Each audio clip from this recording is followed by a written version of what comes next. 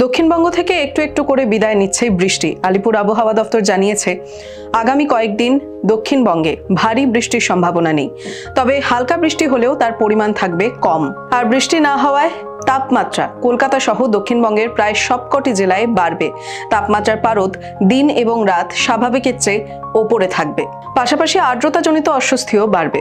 শুক্রবার কলকাতার আকাশ আংশিক মেঘলা থাকবে, বজ্রবিদ্যুৎ সহ দু এক পশলা হালকা থেকে মাঝারি বৃষ্টি হতে পারে কোথাও কোথাও।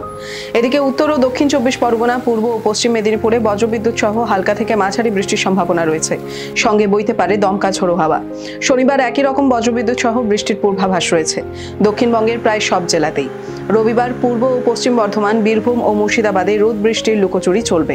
সোমবার থেকে দক্ষিণবঙ্গের বৃষ্টির পরিমাণ আরও কমবে, কোথাও কোথাও দু এক পশলা বৃষ্টি হওয়ার সম্ভাবনা থাকলেও সামগ্রিকভাবে আবহাওয়া থাকবে শুষ্ক। তবে উত্তরবঙ্গের ক্ষেত্রে পরিস্থিতি একেবারেই আলাদা। শুক্রবার আকাশ থাকবে আংশিক মেঘলা, দু একটি জেলার নির্দিষ্ট অঞ্চলে বজ্রবিদ্যুৎ সহ হালকা থেকে মাঝারি বৃষ্টি হওয়ার সম্ভাবনা রয়েছে। তবে শনিবার থেকে পরিস্থিতি বদলাতে শুরু করবে। দার্জিলিং, কালিম্পং, আলিপুরদুয়ার, কোচবিহার ও জলপাইগুড়িতে ভারী বৃষ্টির পূর্বাভাস রয়েছে। রবিবার সেই বৃষ্টির তীব্রতা আরও বাড়বে। সোমবার ভারী বৃষ্টির সতর্কতা থাকবে কালিম্পং, জলপাইগুড়ি ও আলিপুরদুয়ারে। মঙ্গলবার উত্তরবঙ্গের বেশিরভাগ জেলাতেই বজ্রবিদ্যুৎ সহ দু এক পশলা বৃষ্টি হতে পারে। বুধবার আবার ভারী বৃষ্টির পূর্বাভাস, বিশেষত পার্বত্য জেলাগুলিতে। The wall bureau.